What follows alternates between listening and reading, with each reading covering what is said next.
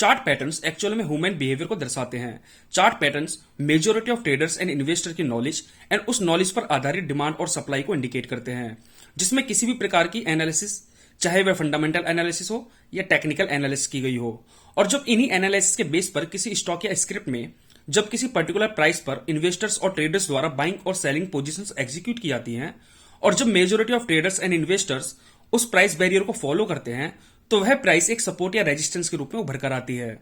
और एक trend line या प्राइस जोन क्रिएट करते हैं, जिसके ऊपर बाय पोजीशन एग्जीक्यूट की जाती है और नीचे सेलिंग पोजीशंस एग्जीक्यूट की जाती हैं। एक्चुअल में चार्ट किसी भी ट्रेडर या इन्वेस्टर के किसी भी स्टॉक में उनके द्वारा फील किए जा रहे सेंटीमेंट्स को दर्शाता है, और वही सेंटीमेंट जब बाइंग और सेलिंग के रूप में किसी स्टॉक के प्राइस मूव में एक पैटर्न क्रिएट करता है, तो उस स्टॉक प्राइस के अप ट्रेंड और डाउन ट्रेंड में क्रिएट हो रहे इन स्मॉल पैटर्न्स को हम चार्ट पैटर्न्स कहते हैं, जिनका यूज एक ट्रेडर द्वारा स्मॉल टाइम फ्रेम में किसी स्टॉक या स्क्रिप्ट में बाइंग और सेलिंग अपॉर्चुनिटीज को फाइंड आउट करने के लिए किया जाता है। और इस प्रकार की गई ट्रेडिंग को प्राइस एक्शन ट्रेडिंग भी कहा जाता है। और आज इस वीडियो के माध्यम से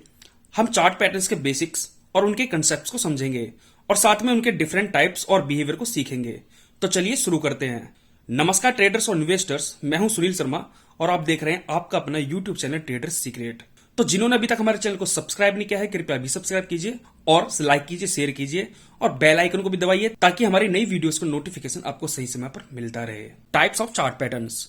चार्ट पैटर्न्स को मुख्यतः 3 भागों में डिवाइड किया जाता है। पहला बुलिश रिवर्सल चार्ट पैटर्न्स, दूसरा बेयरिश रिवर्सल चार्ट पैटर्न्स और तीसरा continuation chart pattern. Bullish reversal chart patterns उन चार्ट पैटर्न्स को कहा जाता है जो किसी स्टॉक या इंडेक्स के डाउन ट्रेंड के दौरान क्रिएट होते हैं और जनरली जिनके कंप्लीशन के बाद स्टॉक का प्राइस अप ट्रेंड में मूव करना शुरू कर देता है। इनमें से कुछ चार्ट पैटर्न्स है जैसे inverted head and shoulders, rounding bottoms, falling wedges, double, triple and multiple bottoms, ascending triangles and broadening formations. Bearish reversal chart pattern उन चार्ट पैटर्न्स को कहा जाता है जो किसी स्टॉक या इंडेक्स के अप ट्रेंड के दौरान क्रिएट होते हैं और इन चार्ट पैटर्न्स के क्रिएट होने के बाद जनरल स्टॉक या इंडेक्स का प्राइस डाउन ट्रेंड में मूव करना शुरू कर देता है, जिनमें मुख्यतः है rising wedges, double, triple and multiple tops, descending triangles, rounding tops and broadening formations. Continuation chart patterns उन चार्ट पैटर्न्स को कहा जाता है जिनके क्रिएट होने के बाद स्टॉक या स्क्रिप्ट का प्राइस एक्जिस्टिंग ट्रेंड में ही मूव करना शुरू कर देता है, जैसे bullish pennants and flag patterns in an uptrend, bearish pennant and flags patterns in a downtrend, symmetrical triangles in an uptrend और symmetrical triangles in a downtrend, ascending triangles in an uptrend, descending triangles in a downtrend,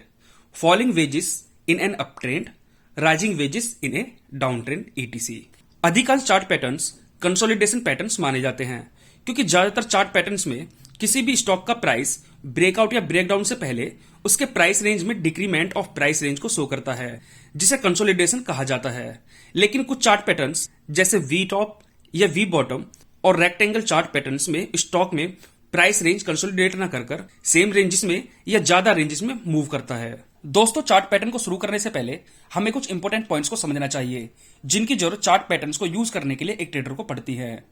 trend lines. दोस्तों, trend lines के लिए मैंने already एक complete part बनाया हुआ है, जिसे आप प्लेलिस्ट में जाकर देख सकते हैं। लेकिन अगर हम संक्षेप में समझें तो ट्रेंड लाइन्स उन लाइन्स को कहते हैं जो किसी स्टॉक या स्क्रिप्ट के प्राइस द्वारा चार्ट पर क्रिएट हो रहे हाइस एंड लोस को कनेक्ट करने के बाद बनते हैं, जिनमें ऊपर वाली लाइन को अपर ट्रेंड लाइन तथा नीचे वाली लाइन को लोअर ट्रेंड लाइन कहा जाता है। इनफैक्ट ट्रेंड लाइन्स स्टॉक द्वारा शो किए जा रहे प्राइस एक्शन की 90% इंफॉर्मेशन देते हैं। ट्रेंड लाइन्स हमें support and resistances, breakout and break down, entry and exit and supply और डिमांड लेवल को आइडेंटिफाई करने में हेल्प करते हैं। ब्रेकआउट उस कंडीशन को कहते हैं जब किसी स्क्रिप्ट का प्राइस किसी चार्ट पैटर्न या रेजिस्टेंस लाइन को ब्रेक करके उस रेजिस्टेंस लाइन के ऊपर ट्रेड करता है, जहां पर जनरली ट्रेडर्स द्वारा एंट्री पोजीशन बनाई जाती है, और यह बायर्स और सेलर्स के बिहेवियर में चेंज को शो करता है, जिसमें बायर्स ज्यादा एक्टिव होने शुरू हो जाते हैं और सेलर्स पर हावी होने लगते हैं।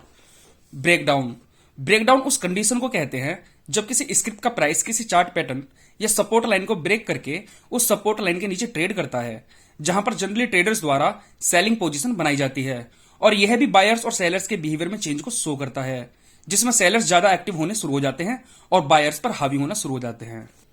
Stop loss. किसी भी स्टॉक का प्राइस बहुत से फैक्टर्स पर डिपेंड करता है, और जब इन फैक्टर्स में से सडनली या कोई भी चेंज होता है या सडन किसी न्यूज के आने से जब स्टॉक का प्राइस प्रेडिक्टेड या चार्ट पैटर्न के बिहेवियर के अगेंस्ट मूव शो करता है, तो एक ट्रेडर द्वारा रिस्क मैनेजमेंट के अंतर्गत एक ऐसा पॉइंट आइडेंटिफाई किया जाता है जहां पर वह स्टॉप लॉस प्लेस कर सके और अपने कैपिटल को सेव कर सके। तो इसी एग्जिट पॉइंट को स्टॉप लॉस कहा जाता है और इस प्रकार की अपोजिट मूवमेंट्स को फॉल्स ब्रेकआउट या फॉल्स ब्रेकडाउन भी कहा जाता है। रिट्रेसमेंट, जब किसी सपोर्ट या रेजिस्टेंस लाइन के ब्रेकआउट या ब्रेकडाउन होने के बाद जब स्टॉक का प्राइस उस ब्रेकआउट या ब्रेकडाउन सपोर्ट और रेजिस्टेंस की ओर पुलबैक शो करता है और जब उन सपोर्ट और रेजिस्टेंस लाइन के पास आकर स्टॉक का प्राइस वापस से प्रेडिक्टेड डायरेक्शन की ओर मूव करता है तो यह कंडीशन रिट्रेसमेंट इन स्टॉक्स प्राइस माना जाता है, जिसमें सपोर्ट लाइन के पास मोर डिमांड देखने को मिलती है और ज्यादा बायर्स वहां पर कैपेसिटी के साथ स्टॉक को बाय करना शुरू कर देते हैं और स्टॉक का प्राइस प्रेडिक्टेड डायरेक्शन में मूव करना शुरू कर देता है। और इसी प्रकार जब स्टॉक का price breakdown of support line को ब्रेक करता है और जब स्टॉक का प्राइस दोबारा से प्रीवियस सपोर्ट लाइन को टच करने की कोशिश करता है तो और ज्यादा सेलर्स उस स्टॉक में उस प्रीवियस सपोर्ट लाइन के पास एक्टिव हो जाते हैं, जिसके बाद जनरली स्टॉक का प्राइस दोबारा से डाउनवर्ड डायरेक्शन में मूव करना शुरू कर देता है। 1:1 प्राइस रेशियो टारगेट,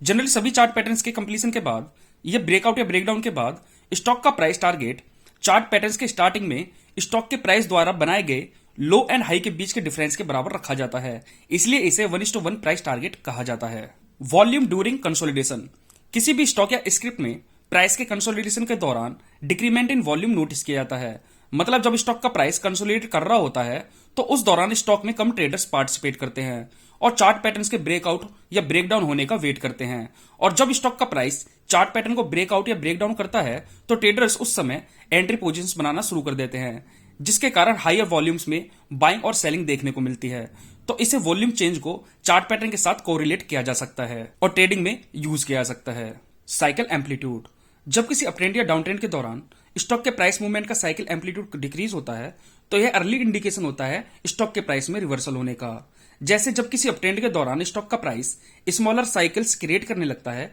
तो यह उस स्टॉक के प्राइस में बियरिश रिवर्सल होने का संकेत देता है और जब किसी डाउन ट्रेंड के दौरान जब स्टॉक का प्राइस का साइकिल एम्पलीट्यूड कम होता है तो यह उस स्टॉक के प्राइस में बुलिश रिवर्सल का होने का संकेत देता है। तो दोस्तों आज के लिए इतना ही। तो जिन्होंने अभी तक हमारे चैनल को सब्सक्राइब नहीं किया है कृपया अभी सब्सक्राइब कीजिए। थैंक यू, धन्यवाद।